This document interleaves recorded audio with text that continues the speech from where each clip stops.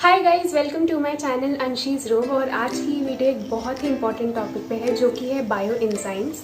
इस वीडियो में हम बहुत सी बातें डिस्कस करने वाले हैं, तो मेक श्योर आप इस वीडियो को लास्ट तक देखें एंड लेट्स गेट स्टार्टेड। तो सबसे पहला सवाल, बायो एंजाइम्स क्या होते हैं। बायो एंजाइम्स एक तरीके का ऑर्गेनिक सोल्यूशंस हैं जो कि बनाया जाता है फ्रूट्स, वेजिटेबल्स, वाटर और शुगर को फर्मेंट करके। ये फर्मेंटेशन प्रोसेस होता है।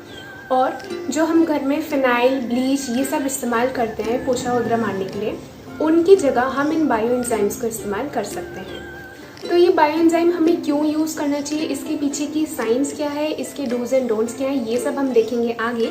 लेकिन पहले हम देखते हैं इसको बनाने का प्रोसीजर क्या है। तो इसको बनाने के लिए हमें चाहिए एक बॉटल, पीस और जैगरी। तो सबसे पहले हमें करना ये है कि इस बॉटल में इसका रेशो 10:3:1 सब कुछ इक्वल लेना है। यानी कि 10 कप हमें चाहिए पानी, 3 कप हमें चाहिए पीस और 1 कप हमें चाहिए जैगरी। तो अब हम इसमें पहले 10 कटोरी पानी डालेंगे।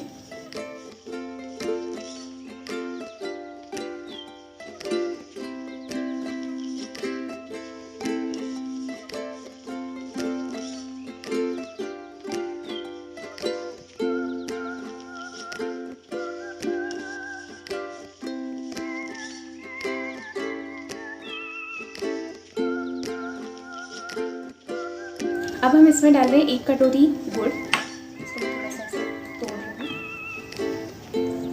ये मैं डाल रही हूँ इसमें। और सारी मेजरमेंट्स हमें इक्वल रखनी है। अगर आपके पास वेइंग मशीन है और आप वे करके डाल सकते हैं तो और अच्छी बात है, नहीं तो ऐसे रफ मेजरमेंट भी चलेगा। ये इसको एक अच्छे से शेक कर दीजिए।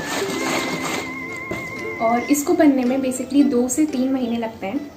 और बनने के बाद ये कुछ ऐसा लगेगा। ये मैंने 1 महीने पहले बनाई थी और ये मैंने अभी कुछ दिन पहले बनाया था। ये तोरी के छिलकों से बना है।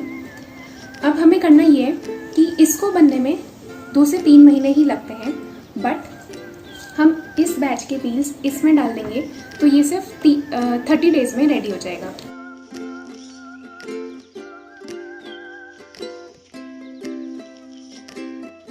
पहले वाले बैच के पील्स मैं इस वाले बैच में डाल रही हूँ, तो ये हमारा बैच 30 डेज में रेडी हो जाएगा। थोड़े से और, ज़्यादा नहीं, बस थोड़े से डालने से काम हो जाएगा।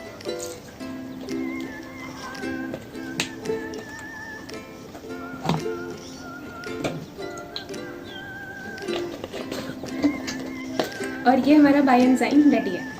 जब ये हमने बनाया है तो फर्स्ट वीक में इसमें से बहुत सारी गैस बनेगी। तो हर दिन आपको इसकी थोड़ी सी ऐसे कैप लूज़ करनी है और आपको इसकी गैस निकालनी है। जैसे कि अभी मैंने कुछ दिन पहले बनाया था तो इसमें से काफ़ी गैस बनती है।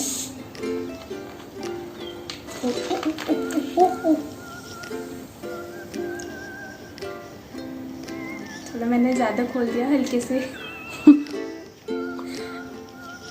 थोड़ा ही लूज करना कैप, धीरे धीरे करके, ऐसे करके, तो बाहर नहीं आएगा ये। तो अब सवाल आता है कि ये बायो एंजाइम काम कैसे करते हैं, इनके पीछे की साइंस क्या है। तो बायो एंजाइम जो है एक फर्मेंटेशन प्रोसेस से बनता है जिसमें कि माइक्रो ऑर्गेनिजम्स कॉम्प्लेक्स कंपाउंड को, यानी कि इन पील्स को सिंपलर कंपाउंड में ब्रेक करता है, जिसकी वजह से कुछ गैसेस रिलीज होती है।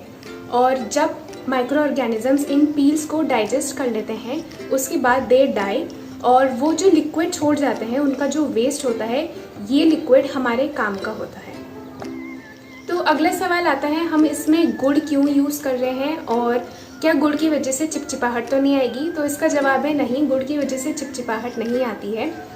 माइक्रो ऑर्गेनिजम्स गुड़ से एनर्जी डिराइव करते हैं, यानी कि वो इनको डाइजेस्ट करते हैं और वो एक पर्टिकुलर साइज तक ग्रो करते हैं। जब वो एक साइज़ के हो जाते हैं फिर वो अपनी अटेंशन इन पील्स पे देते हैं और इनको डाइजेस्ट करने में लग जाते हैं। तो बेसिकली गुड़ का काम होता है माइक्रो ऑर्गेनिजम्स को एनर्जी प्रोवाइड करना। तो जल्दी से डिस्कस करते हैं इसके यूजेस।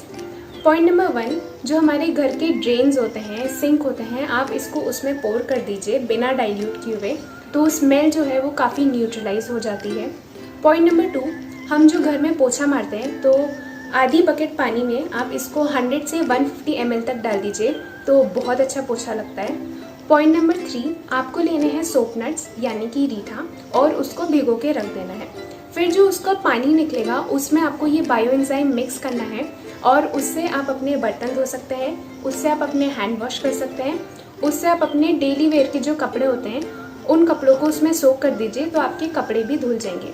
तो ये एक बहुत ही अच्छा मल्टीपर्पज़ क्लीनर होता है हमारे लिए। पॉइंट नंबर 4, हम इस बायो एंजाइम को अपने फ्रूट्स और वेजीज से पेस्टिसाइड निकालने के लिए भी यूज़ कर सकते हैं। आपको इसका रेशियो रखना है 1:10 यानी कि 1 cup of bio enzyme and 10 cups of water, और उस सोल्यूशन में आपको अपने फ्रूट्स एंड वेजीज भिगो के रख देने तो सारे पेस्टिसाइड्स निकल जाएंगे। पॉइंट नंबर 5, ये बायो एंजाइम हमारे प्लांट्स के लिए एक खाद का काम भी करता है। आपको करना ये है कि ये जो पील्स है इनको मैश करने हैं और इसको अपने पौधों की मिट्टी में डाल दीजिए। और दूसरी चीज़ आप ये करिए कि इसको सोल्यूशन को आपको एक सोल्यूशन बनाना है 100 कप्स ऑफ वाटर और 1 कप ऑफ बायो एंजाइम यानी 1:100 का रेशियो लेना है और उस सोल्यूशन को आपको अपने पौधों में डालना है। तो ये बहुत ही अच्छा खाद का काम करेगा, एकदम नेचुरल और ऑर्गेनिक खाद होगी ये। पॉइंट नंबर 6, आप इन बायो एंजाइम से अपने घर के टॉयलेट्स और वॉश बेसिन भी साफ़ कर सकते हैं। कुछ नहीं करना, बस आपको ये लिक्विड लेना है और बिना डाइल्यूट किए इसको डाल देना है और 15-20 मिनट के लिए छोड़ दीजिए और उसके बाद थोड़ी देर बाद स्क्रब कर लीजिए तो सब साफ़ हो जाएगा। तो अब सवाल आता है कि हमें ये जो फिनाइल होते हैं, ब्लीच होते हैं, ये सब क्यों नहीं इस्तेमाल करने चाहिए। तो होता क्या है, ये जो क्लीनर्स होते हैं ये बहुत ही ज़्यादा केमिकल से, बहुत ही अग्रेसिव केमिकल से बने होते हैं जो कि ना सिर्फ हमारे एनवायरनमेंट के लिए बट हमारी खुद की हेल्थ के लिए भी ख़राब होते हैं। Now as we all know, Bangalore is famous as city of lakes, but now it is famous as city of burning lakes. क्यों? ऐसा इसलिए क्योंकि हमारे घर से जो भी वेस्ट निकल रहा है वो उन लेक्स में अनट्रीटेड डंप कर दिया जाता है। सिर्फ हमारे घर का वेस्ट ही नहीं, वहाँ पे जो और कंस्ट्रक्शन हो रहा है वहाँ से जो डेब्री निकल रहा है वो भी वहाँ पे डंप कर देते हैं, जिसकी वजह से उन लेक्स में मीथेन एक कंपाउंड होता है जो कि हाईली फ्लेमेबल होता है और उसकी कंपोजिशन बहुत ज़्यादा बढ़ गई है, जिसकी वजह से वो लेक्स दे कैच फायर।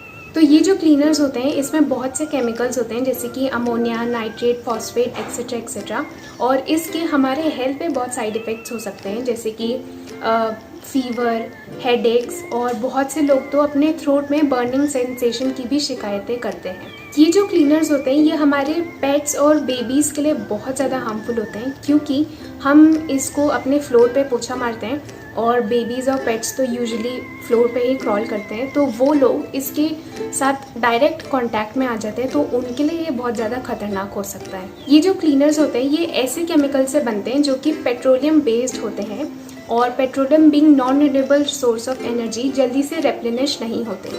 तो अगर हम इनको ज़्यादा यूज़ करेंगे, इनकी ज़्यादा डिमांड बढ़ेगी, तो एज अ नेशन हमारी जो डिपेंडेंसी ऑन इम्पोर्टेड ऑयल्स वो भी इंक्रीज़ हो जाती है। तो ये भी एक रीज़न है जिसके लिए हमें इन क्लीनर्स का यूसेज रिड्यूस करना चाहिए। कुछ क्लीनर जो है वो ऐसे कंटेनर्स में पैक होते हैं जो कि बने होते हैं पीवीसी से, पॉलीविनाइल क्लोराइड, और पीवीसी एक कैंसर कॉजिंग केमिकल है और बहुत से सैनिटाइजेशन डिपार्टमेंट्स पीवीसी को एक्सेप्ट नहीं करते हैं रिसाइकलिंग के लिए। अब इन क्लीनर्स में जो फ्रेग्रेंसेस ऐड होती हैं उससे कुछ लोगों को स्नीजिंग, एलर्जी और कफिंग की प्रॉब्लम हो जाती है क्योंकि ये जो फ्रेग्रेंसेस है ये होती एक इंग्रेडिएंट है लेकिन और कितने इंग्रेडिएंट से बन रही है ये हमें नहीं पता होता क्योंकि these fragrances are considered as trade secrets and companies are not required to mention the ingredients. इन क्लीनर्स में केमिकल होता है फॉस्फेट जो कि जब हमारी वाटर बॉडीज़ में एंटर करता है उसकी वजह से एल्गी की ओवर ग्रोथ हो जाती है। आपने पानी के ऊपर एक ग्रीन सी लेयर देखी होगी। As a result water bodies में जो ऑक्सीजन लेवल होता है वो डिप्लीट होने लग जाता है और जो हमारे फिशेस होते हैं, माइक्रो ऑर्गेनिजम्स होते हैं, उनकी डेथ होने लग जाती है। तो ये थे वो सारे नुकसान जो कि केमिकल क्लीनर्स को यूज़ करने से होते हैं। और भी लिस्ट लंबी होती जा रही थी लेकिन मैंने सोचा अब रुक जाती हूँ और अब जल्दी से डिस्कस करते हैं इसके do's and don'ts. Point number 1, आपको इसको एक प्लास्टिक के कंटेनर में ही बनाना है, ग्लास या फिर मेटल के बॉटल्स में नहीं बनाना क्योंकि इसमें आपने देखा गैस बनती है तो गैस की वजह से प्लास्टिक थोड़ा सा एक्सपैंड हो सकता है लेकिन ग्लास और मेटल एक्सपैंड नहीं होंगे। पॉइंट नंबर 2, आपको अगर चाहिए इसकी स्मेल अच्छी है तो आप सिट्रस पील्स ही यूज़ करें, जैसे कि संतरा, मौसम्बी और नींबू, और आप इसमें रोज़ पेटल्स भी डाल सकते हैं तो भी बहुत अच्छी खुशबू आती है। पॉइंट नंबर 3, इसका कलर जो है वो यूजुअली डार्क ब्राउन से थोड़ा सा येलोइश में होगा। अगर ये आपको लग रहा है थोड़ा ब्लैक हो रहा है तो आप इसमें गुड़ डाल दीजिए तो फर्मेंटेशन प्रोसेस दोबारा स्टार्ट हो जाएगा। पॉइंट नंबर 4, अगर आप इस बायोएंजाइम्स में यहाँ ऊपर कोई वाइट सी यीस्ट की लेयर देखते हैं या फिर इसमें वर्म्स देखते हैं तो कोई बात नहीं, आप इसमें जैगरी डाल दीजिए। जैगरी जो है उन वर्म्स को एक नेचुरल प्रोसेस से डिज़ोल्व कर देगा। पॉइंट नंबर 5, आपको इसको सनलाइट में नहीं रखना है, सिर्फ किसी डार्क रूम में ही रखना है। पॉइंट नंबर 6, जो बायोएंजाइम्स हैं इनकी सबसे अच्छी बात यह है कि ये कभी एक्सपायर नहीं होते और फ्रिज वगैरह में रखने की ज़रूरत नहीं है। नॉर्मल आप बस इसको रूम टेम्परेचर पे रखिए। पॉइंट नंबर 7, फर्स्ट वीक में इसमें जो है बहुत ज़्यादा गैस बनेगी तो रोज़ आपको इसकी कैप ऐसे थोड़ी सी लूज़ करनी है और ऐसे करके तो इसकी गैस रिलीज़ हो जाएगी। देन सेकेंड वीक से इसमें गैस थोड़ी कम हो जाएगी तो आप वीक में 3 बार या 2-3 बार इसकी कैप लूज़ करिए, उतना इनफ रहेगा। और बस ये थे इसके डूज एंड डोंट्स।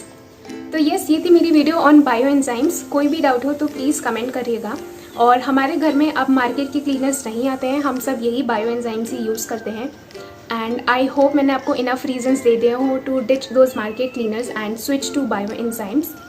और एक बात मैं आपको बताना भूल गई, 100 litres of bioenzyme can decontaminate 1000 litres of water. तो आप अंदाज़ा लगा सकते हैं अगर हम सब लोग बायोएंजाइम्स यूज़ करने लग गए तो हमारी जो वाटर बॉडीज़ हैं वो तो ऐसे ही रिजुवनेट हो जाएंगी। And that was it for this video. If you liked it then please give it a thumbs up, comment and subscribe to my channel, and thank you so much for watching.